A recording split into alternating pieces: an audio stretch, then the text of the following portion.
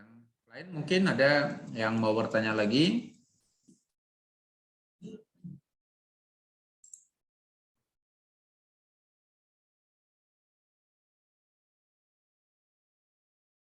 Pak, saya masih kurang mengerti yang penyelesaian partikular di sumber fungsi sinusoidalnya, Pak. Oke, coba kita lihat penyelesaian partikular di fungsi sinusoidal. Ya, jadi kita punya fungsi itu persamaan rangkaian, kita bisa peroleh tadi bahwa mana ya fungsinya tadi, nih. Oke, nah ini fungsi utama kita kan ini ya, slide show.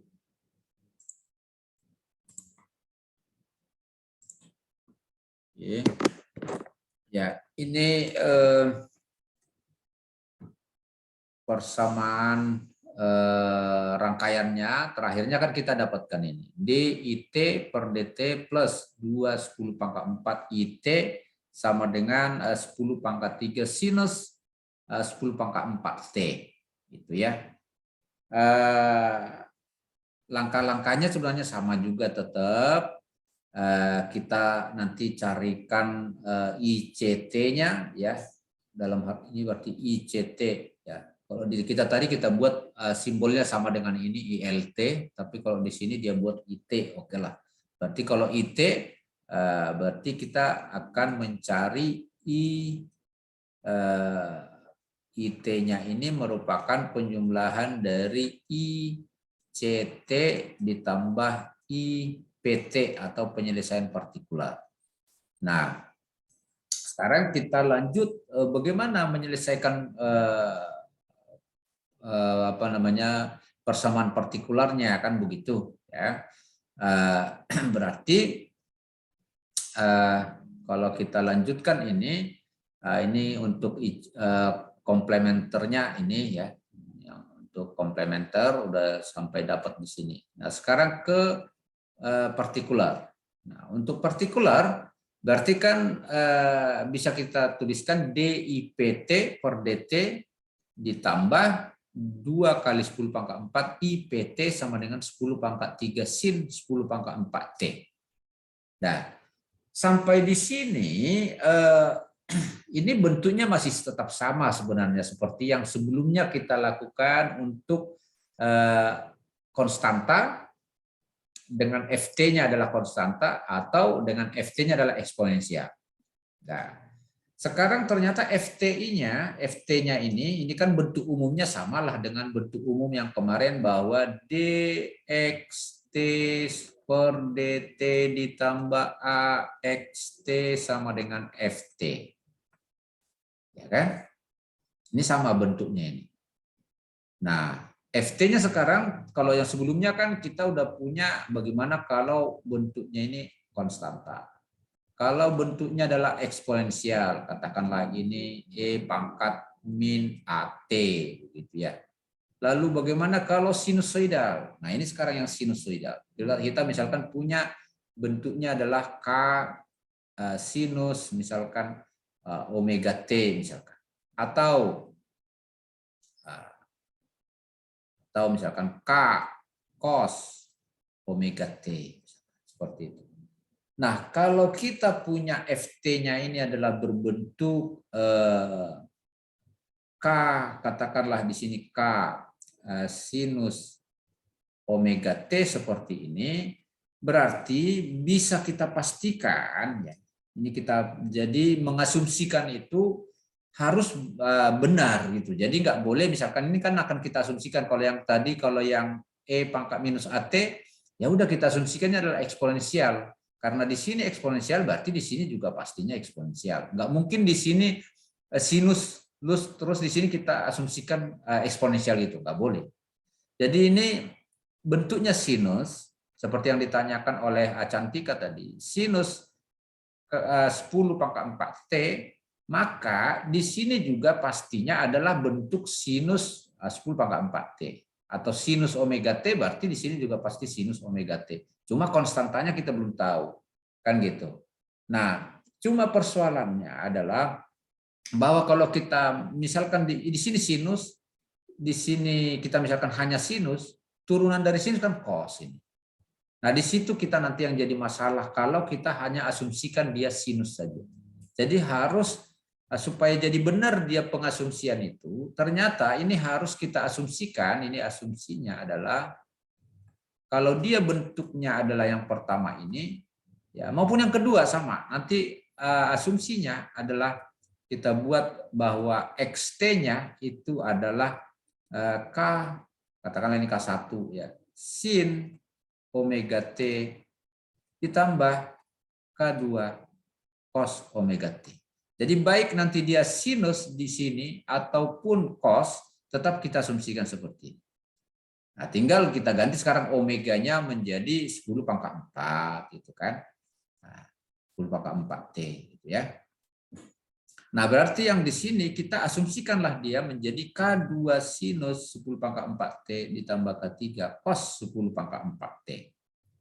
Lalu setelah seperti itu, sudah kalau benar memang asumsi kita bahwa IPT adalah ini, harus benar juga lah adanya di saat ini kita masukkan ke sini, masukkan juga ke sini.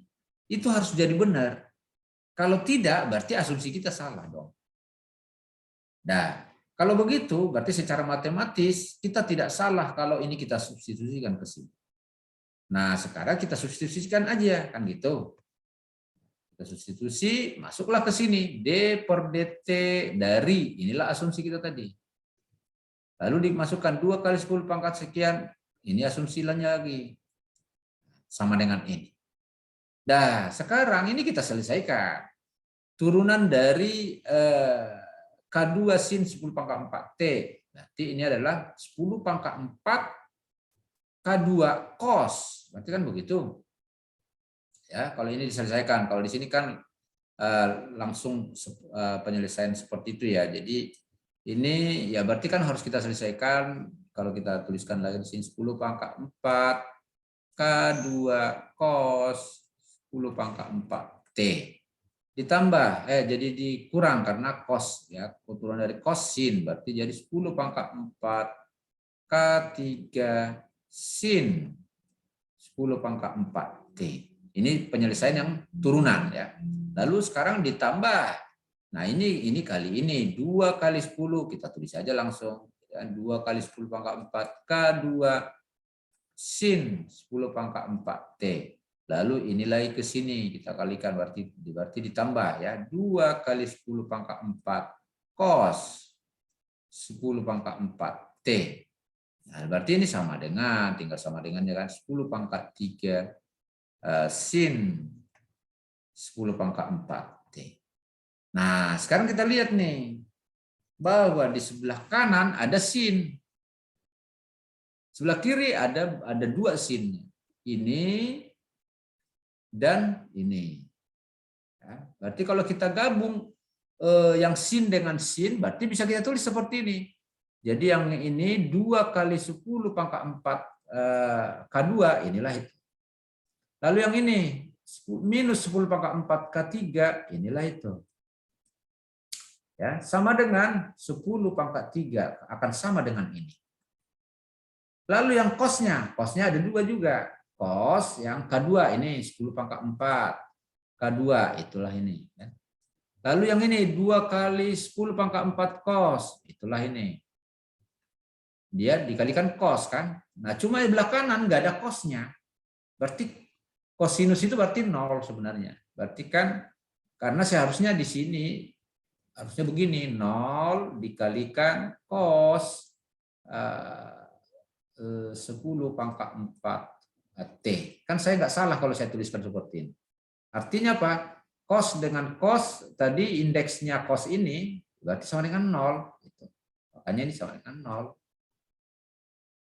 Ya, dengan demikian, ini kan tinggal menyamakan misalkan K3 dengan K3, ini kan tinggal kita kalikan 2 ya, berarti ini jadi K4 ya, ini jadi 2. Lalu kita tambah. Ini hilang. Mana? Kos. Ya, betul. Ya, kosnya kan hilang semua, mati ini ya, mati ini kos, ini mati. Nah, jadi tinggal nanti ini diselesaikan, akan dapat K2 itu adalah ini, K3 adalah ini, minus ini tapi ya, ini salah cetakannya minus. Lalu kita akhirnya dapat apa namanya, penyelesaian untuk ini, bahwa asumsi kita tadi bahwa IPT itu mana tadi di belakang itu, ini asumsi kita tadi bahwa ini 0,04, lalu ini K3 0,02 minus gitu ya. Ini kemudian selanjutnya untuk total ininya ya, jadi kita akan dapatkan IT, kembali lagi ke yang awal bahwa IT adalah ICT ditambah IPT ya, yang partikular, nah, dimasukin lagi semua ke sini ya. Nah, karena di sini ada konstanta yang belum dapat, belum ketemu, nah ini tinggal kita manfaatkan ya, kondisi awal ya, menggunakan kondisi awal kita mendapatkan, kita masukkan ke sini sehingga K1 bisa dapat di sini. Dapat K1 masukkan ke sini lengkap sama lengkapnya. Nah, lalu dari situ karena IT tahu lalu bahwa di dalam rangkaian di awal tadi V0T adalah perkalian dari ini, V0T itu adalah arus yang dari sini adalah IT, berarti adalah IT dikalikan 100 ohm. Ya. Berarti tinggal dikalikan 100 IT-nya tadi. Makanya bisa kita lihat di sini, V0T ini dikalikan 100 ini dari sini. Di sini dikali 100. Gitu. Kira-kira seperti itu penjelasan bagaimana kita mendapatkan apa namanya IPT-nya, ya, penyelesaian partikular untuk persamaan itu. Itu siapa tadi yang nanya tadi?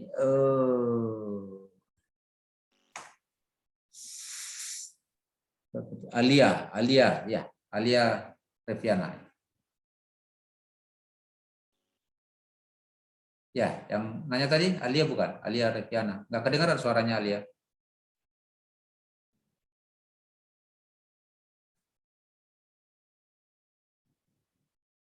Nggak kedengaran suaranya.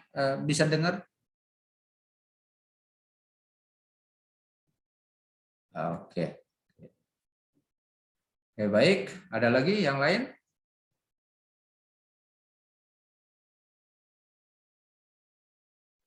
Pak, mau nanya lagi. Bisa nggak di soal itu nanti misalnya bukan sama dengan sin gitu Pak, tan. Kalau tan gimana itu Pak? Sama apa? Maksudnya apa, sama diubah dulu ke sin per cos apa gimana? Apa nggak pernah Pak ada soalnya begitu Pak?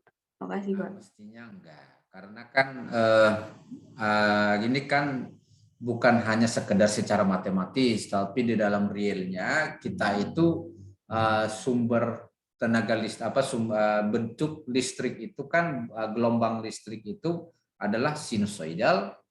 Sinusoidal bisa kita tuliskan sinusoidal itu di dalam bentuk cos atau di dalam bentuk sin gitu. Eksponensial mungkin gitu kan, ada bisa saja eksponensial karena bisa saja kalau misalkan ada sambaran petir gitu ya, sambaran petir itu bentuknya dalam bentuk impuls gitu. Kalau yang DC berarti dalam bentuk konstanta.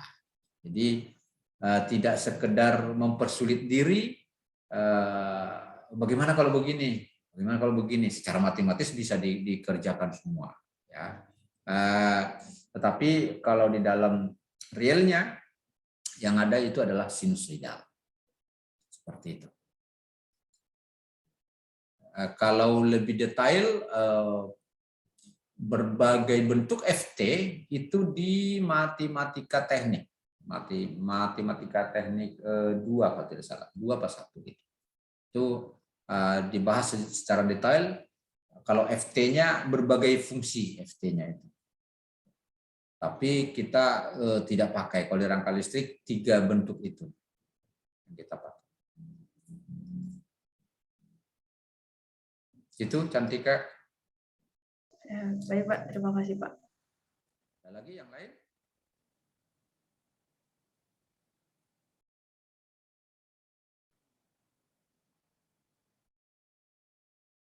Baik. Nah, kalau kemarin saya lihat tugas yang sudah dikerjakan, ada beberapa yang tidak mensimulasikan, ya. Dari 2 soal itu tidak disimulasikan, dua-duanya tidak gitu ya. Ya, saya kurang tahu, mungkin kesulitan menginstall atau bagaimana. Ya. Ya silakan, kalau masih ada yang kesulitan ya silakan dilakukan lagi gitu ya. Jadi jangan langsung ditinggal. Jadi install lagi, dikerjakan, dicoba gitu ya. Ada juga kemarin yang saya lihat hanya 1 yang disimulasikan, 1 lagi enggak. Mungkin karena waktu barangkali. Jadi silakan dilanjutkan gitu ya. Dikerjakan karena ke depan kita akan selalu membutuhkan itu ya. Dan untuk melatih lagi bagaimana mengerjakan yang sumber dengan menyelesaikan transient order 1 ini dengan sumber eksponensial dan sinusoidal. Nah, ini kita punya soal lagi. Ini ada, saya buka dulu. Mana dia soalnya?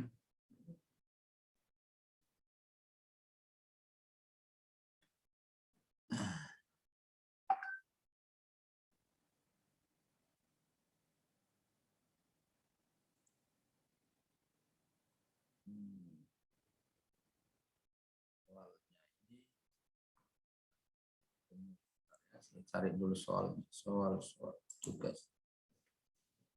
Oke.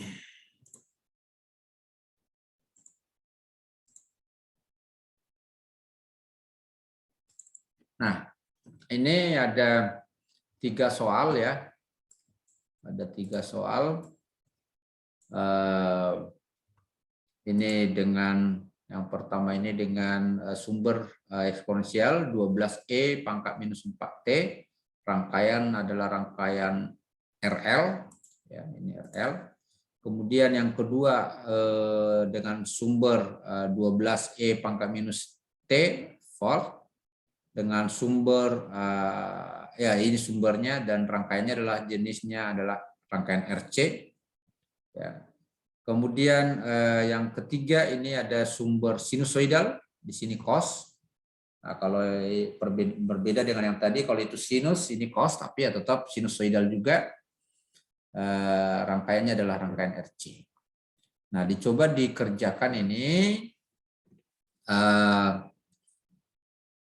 secara manual, dikerjakan semuanya, lalu dibuat juga simulasinya seperti apa ya. Ini untuk mendapatkan gambar responnya disimulasikan ya menggunakan LT-SPICE. Lalu dikumpulkan, ini waktunya agak lama, ini tanggal 25 hari Jumat ya, jam 20 WIB. Maksud saya supaya lebih banyak waktunya untuk bisa belajar sampai betul-betul tuntas ya. Bahkan sebenarnya ya tidak cukup hanya baru 3 soal ini, harusnya bisa dengan soal-soal yang lain lagi. Karena kalau ini hanya mengikuti di perkuliahan begini saja tanpa ada latihan di rumah, itu akan sangat sulit. Jadi harus betul-betul diulang, dilatih lagi di rumah, supaya nanti bisa betul-betul bisa mengerjakan soal-soal seperti ini, gitu ya. Jadi ini nanti saya masukkan ke leads untuk dikerjakan, dikumpulkan hari Jumat jam 8 malam, paling lambat maksudnya.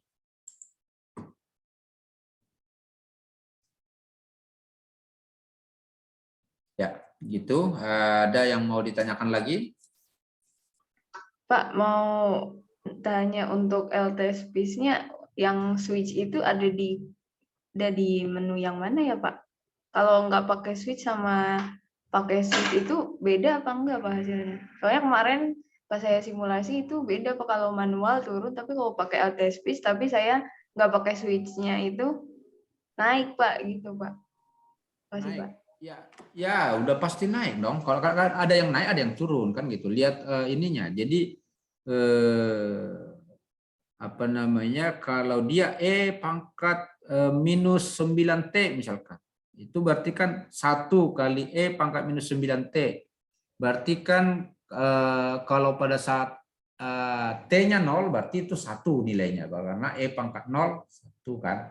Berarti kalau T-nya makin meningkat, berarti kan sama juga dengan 1 per pangkat 1 pangkat 2, pangkat 3, pangkat 4. Berarti nanti akan semakin besar pembaginya, berarti akan turun itu. Kira-kira seperti itu.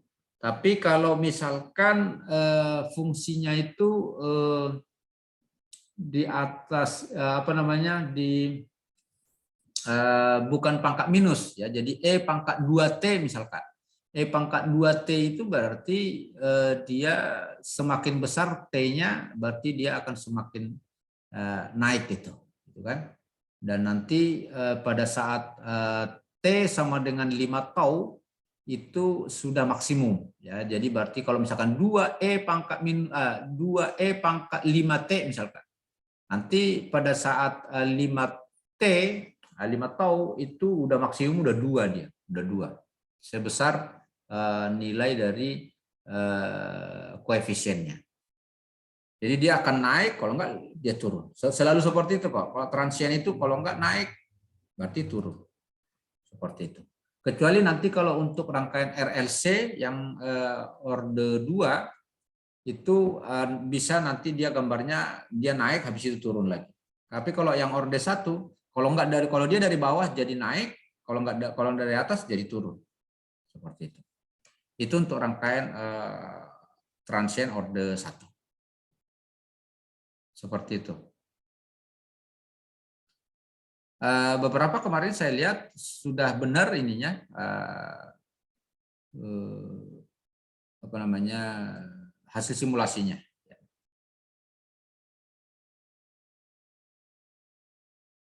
Itu Cantika. Pak, mau tanya lagi, berarti nanti di rangkaian di simulasinya itu nggak apa-apa kalau nggak ada switch-nya gitu, yang T-nya lebih kecil dari 0 sama T-nya lebih besar dari 0.